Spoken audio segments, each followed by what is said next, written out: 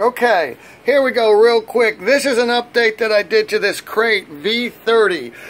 It's a 3112, however, I have an old version, Vintage Club 3112, and these are different amps. They are definitely different amps. The 3112, his cabinet is built like just like a friggin' tank, but the circuit is done a little differently. They both were modeled after a JCM 800, really, to be honest. Actually, the clean channel on this amp is a JCM 800, only between the first two gain stages they took out a lot of gain, added a high filter to give some really crystal highs, and made it a clean channel. And then on the dirty channel, they've added an extra gain stage to a JCM 800. So it's a basically modified JCM 800. Now, well, they did a couple other things that I think made it too mushy, too overdone. You could not clean it up, no control.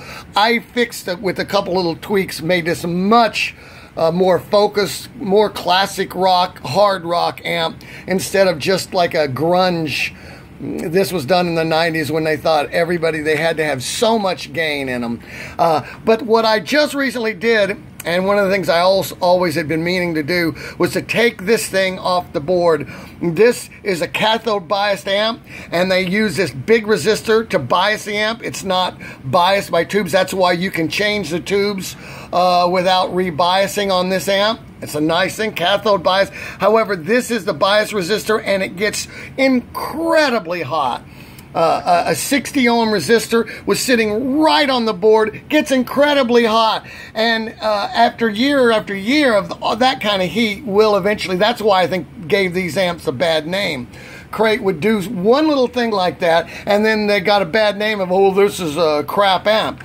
But all you have to do is, I took this off, added two 250 ohm resistors in parallel, which makes it 75 ohms, which gives your tubes a little bit extra headroom so they don't burn up so fast. So your tube life is going to be much better now. The heat is going to dissipate much better right by this vent here.